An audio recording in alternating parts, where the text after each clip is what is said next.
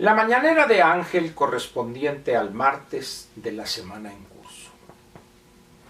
Voy a comentar con usted hoy un tema el cual nunca he tocado aquí en las mañaneras y tampoco en la etapa cuando se llamaban o cuando hablaba yo de videocápsulas. Sin embargo, es un tema que he tratado en otras ocasiones, particularmente 2 días antes de que tomara posesión Peña en calidad de presidente de la República. Planteé en la colaboración en Excelsior este tema del cual voy a comentar.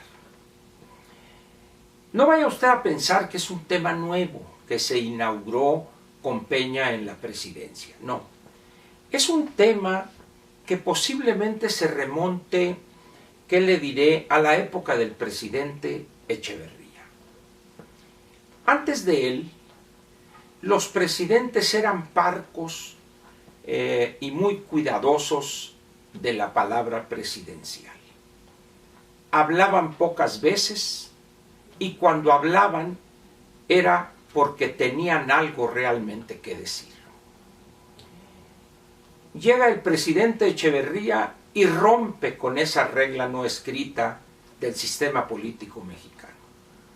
El presidente Echeverría cayó, con doble L, cayó durante decenios, pero a partir de que fue destapado como candidato a la presidencia, empezó a hablar hasta por los codos, habló los 6 años de su presidencia y continuó hablando así, no con el mismo ritmo, pero hablando. Después de él viene el presidente López Portillo y hace lo mismo. Tal parece que disfrutaban escuchándose.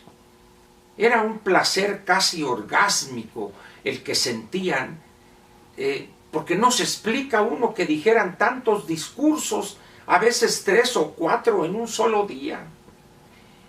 Después de López Portillo viene Miguel de la Madrid, un hombre que en su trato, en su conducta, era un hombre discreto, mesurado, y así estuvo los 6 años.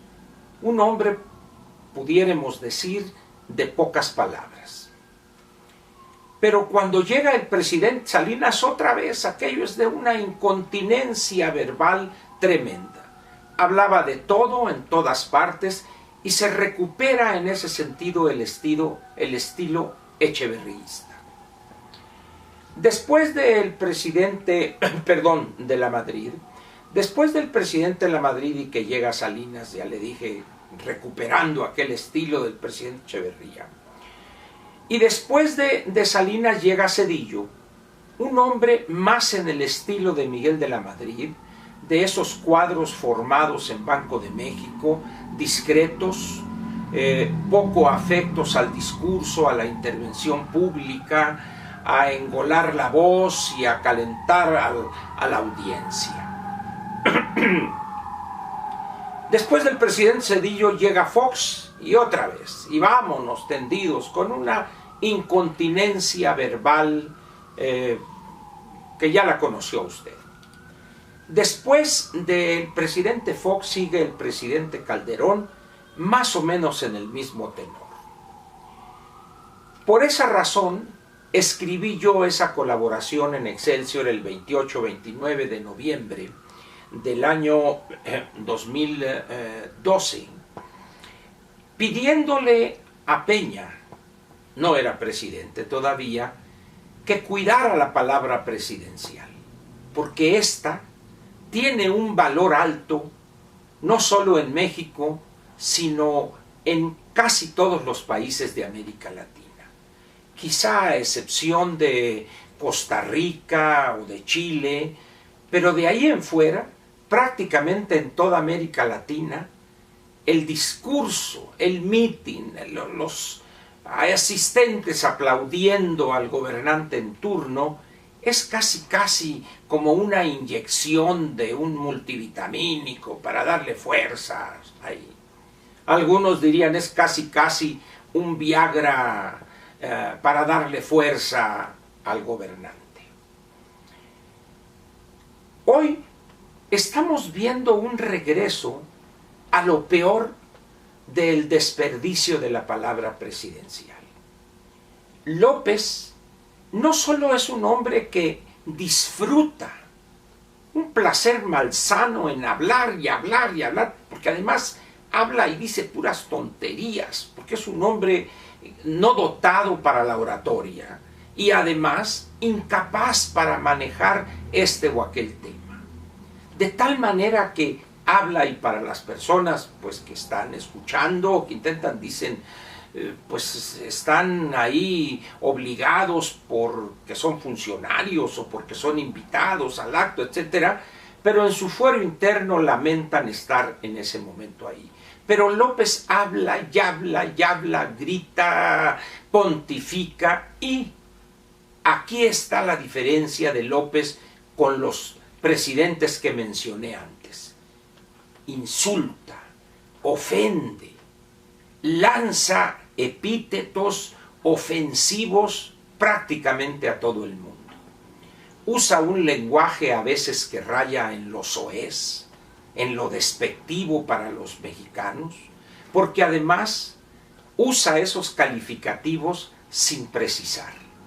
Generaliza: perros, corruptos, fifíes, conservadores, camajanes, con esto y el otro, y ahora golpistas y contragolpistas o qué sé yo.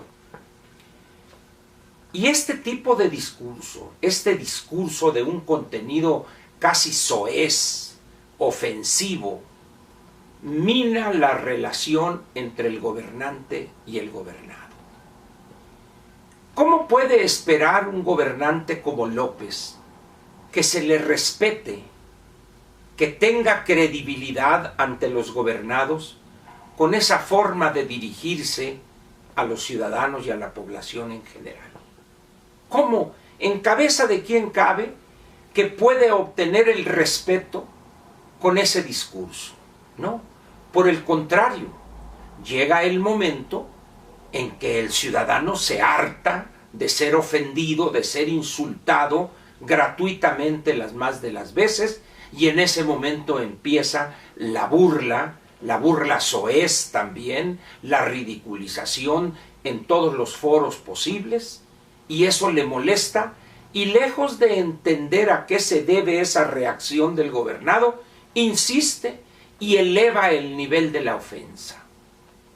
Cae esto que dijo de los periodistas cuando hace el símil disque histórico del perro y el bozal, pues evidentemente la situación llega a un punto donde la palabra presidencial pasa de ser eso, palabras, a ser insultos. López no entiende eso. Ahora, hay otro elemento también importante cuando un gobernante ofende de esa manera a millones de los gobernados. Quienes no gozan, por decirlo de alguna manera, o quienes no son blanco de sus invectivas, de sus ofensas, unos pocos de sus seguidores, porque también a veces arrasa contra todos.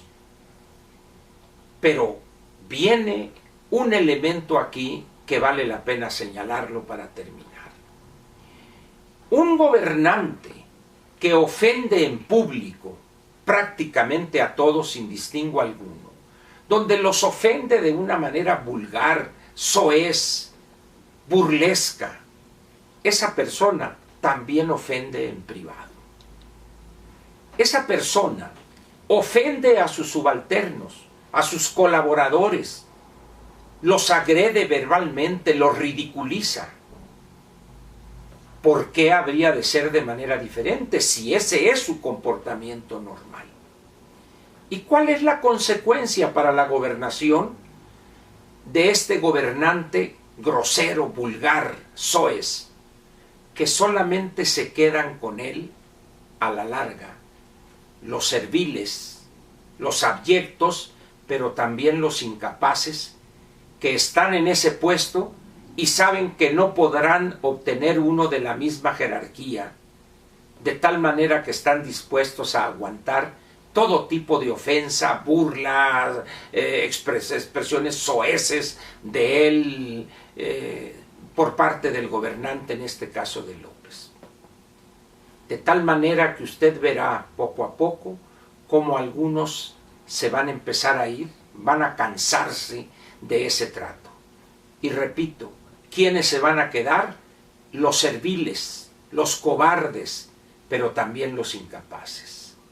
¿Se imagina usted qué va a pasar con este país cuando tanto el gobernante como los que lo rodean, los que se quedan con él, son incapaces, serviles, abyectos y no se atreven a decirle al gobernante que esté equivocado en sus planteamientos? Ese es el peligro que tiene México hoy, producto de algo aparentemente tan inocuo, tan irrelevante como las palabras del gobernante. La palabra del gobernante vale. La palabra del gobernante tiene un impacto en la sociedad tremendo, particularmente en coyunturas como la actual, donde los agentes económicos privados, donde los intelectuales, los políticos, los dirigentes partidarios, etcétera, estarían esperando una palabra de aliento, de unidad, de tratar de generar una convivencia civilizada, y lo que obtiene de López es exactamente lo contrario. Confusión porque no puede hablar con claridad, porque no le entiende, no sabe, es un incapaz, un ignorante, pero además es un grosero. ¿Cómo va a contribuir su discurso a la convivencia civilizada si su comportamiento no es de un gobernante democrático, sino un barbaján bravero? Ese es otro de los peligros que está corriendo México en esta etapa, en el aquí y en el ahora. Piénsele usted, observe a López, observe y analice sus palabras, su comportamiento, y va a coincidir conmigo. De modo, como le he dicho a usted, son las limitaciones de la democracia, pero ya faltan, ya llevamos un año, vamos a cumplir ya pronto, pero como este sexenio no va a ser sexenio, sino 5 años, 10 meses, pues ya nomás nos faltan 4 años.